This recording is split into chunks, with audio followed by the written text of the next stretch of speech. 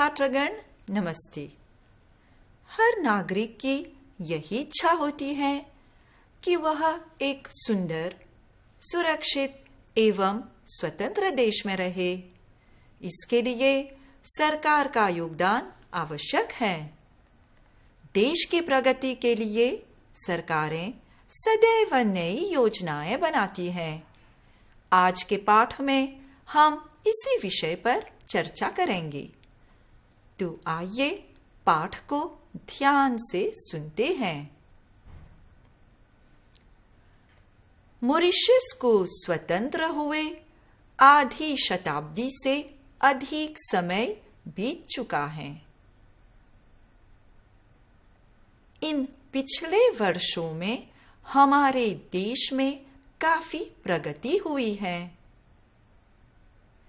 शिक्षा, चिकित्सा, प्रौद्योगिकी, खेलकूद, कृषि, पर्यटन तथा अन्य क्षेत्रों में लगातार परिवर्तन एवं विकास हो रहे हैं।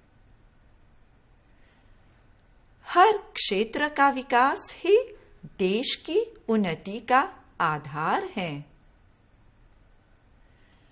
मॉरिशस को एक सुंदर तथा सुरक्षित देश बनाने के लिए सरकार अनेक प्रकार की सुविधाएं दे रही है।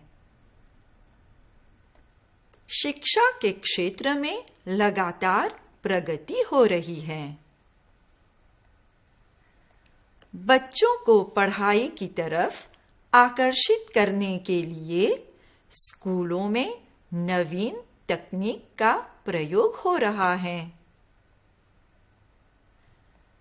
इन्हीं बातों को ध्यान में रखते हुए पाठ्यक्रम में नयापन लाया जा रहा है।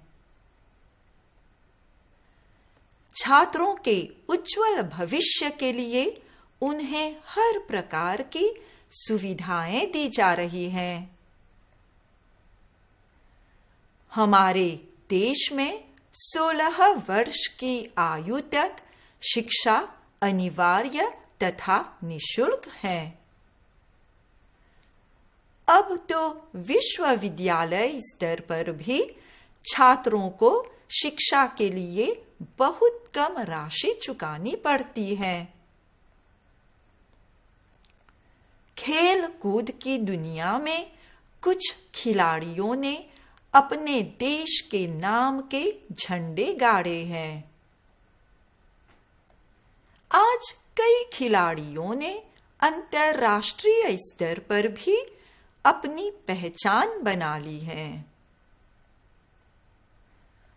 पर्यटकों में भी हमारे टापू की सुंदरता तथा स्वच्छता की विशेष रूप से चर्चा होती है।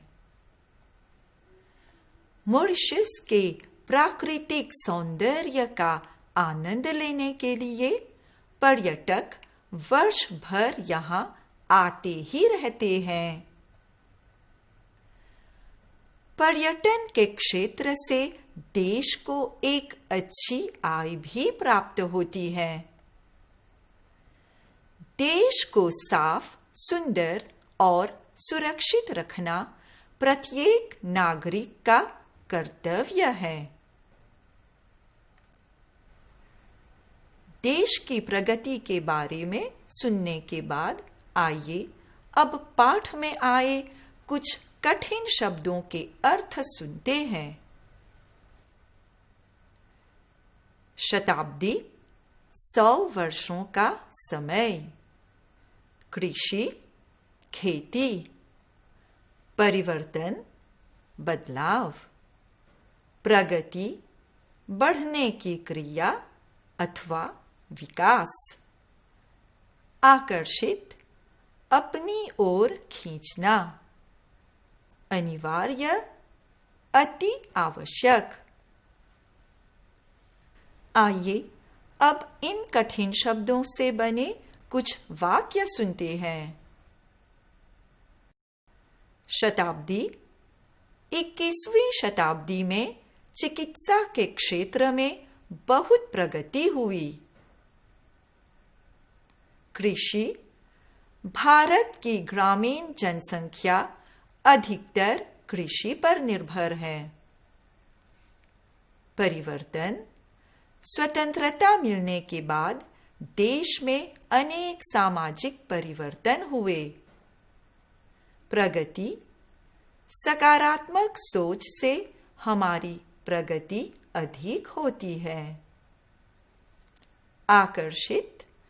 स्मार्टफोन के प्रति युवा पीढ़ी विशेष रूप से आकर्षित है।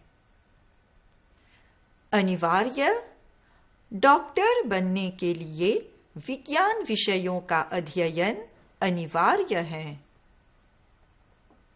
कठिन शब्दों के वाक्य प्रयोग के बाद अब हम पत्र लेखन के बारे में चर्चा करेंगे।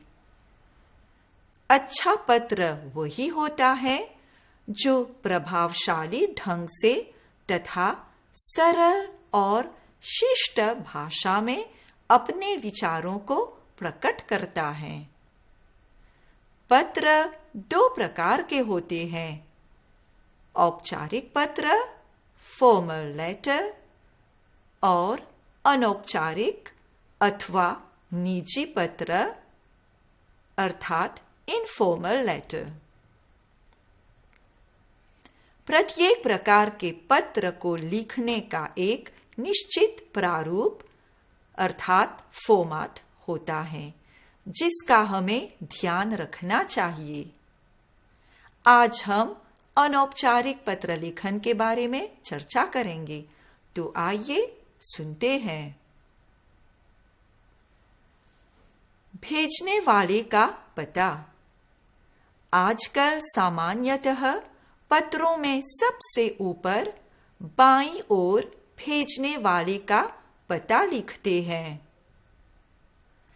इससे पत्र पाने वाले को भेजने वाले का सही पता ज्ञात होता है और उसे उत्तर भेजने में कठिनाई नहीं होती। उदाहरण। भेजने वाले का पता महात्मा गांधी गली, रोजबेल, मॉरिशस। तिथि। भेजने वाले के पते के नीचे तिथि, महीना और वर्ष लिखा जाता है। उदाहरण इस प्रकार है। संबोधन। जिसे पत्र संबोधित किया जाता है वह संबोधन पत्र की बाईं ओर होता है। निजी पत्रों में संबंध के अनुसार ही संबोधन का प्रयोग किया जाता है, जैसे पूज्य पिताजी, प्रिय भाई, आदरणीय गुरुजी, प्यारी सखी आदि। संबोधन के बाद अभिवादन किया जाता है।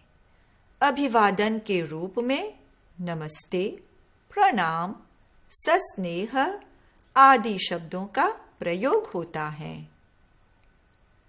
उदाहरण। संबोधन तथा अभिवादन। प्रिय सखी अवनी, सस्नेह नमस्ते। प्रमुख विषय। पत्र की विषय सामग्री अनुच्छेद के रूप में लिखनी चाहिए। विषय सामग्री को 2 या 3 अनुच्छेदों में विभाजित किया जा सकता है। ध्यान रहे कि केवल मुख्य बिंदुओं पर ही चर्चा करनी चाहिए। अंत। पत्र के समाप्त हो जाने पर उसके नीचे बाईं ओर पत्र लेखक को अपना नाम लिखना चाहिए। यहाँ पत्र लिखने वाला अपने संबंध के अनुरूप शब्द जैसे आपका पुत्र, तुम्हारा मित्र, तुम्हारी प्रिय सहेली आदि लिखकर इसके नीचे अपना नाम लिखता है। अंत। तुम्हारी प्यारी सहेली खुशी। अब आइए पत्र के ढांचे को देखकर समझने का प्रयास करते हैं। सबसे पहले पता महात्मा गांधी गली, रोजबेल, मॉरिशस। उसके बाद तिथि, फिर संबोधन प्रिय सखी अवनी, सस्नेह, नमस्ते, फिर मुख्य विषय और अंत में पत्र लिखने वाले का नाम, तुम्हारी प्यारी सहेली खुशी। आइए अब हम मिलकर एक अनौपचारिक अथवा निजी पत्र लिखते हैं। पत्र इस प्रकार है। आपका नाम खुशी है और आपका पता महात्मा गांधी गली, रोजबेल, मॉरिशस है। अपनी सहेली को जन्मदिन की बधाई देते हुए पत्र लिखिए। चलिए हम पत्र शुरू करते हैं। पता महात्मा गांधी गली, रोजबेल, मॉरिशस। तिथि संबोधन प्रिय सखी अवनी, सस्नेह, नमस्ते। मुख्य विषय आशा है कि तुम सपरिवार स्वस्थ होगी। यद्यपि तुम दूर हो तथापि मेरी ओर से जन्मदिन अभिनंदन स्वीकार करो। तुम्हारी वर्षगांठ के अवसर पर मैंने तुम्हारे लिए एक सुंदर घड़ी खरीदी है। यह घड़ी हर समय तुम्हें हमारी मित्रता का ध्यान दिलाएगी।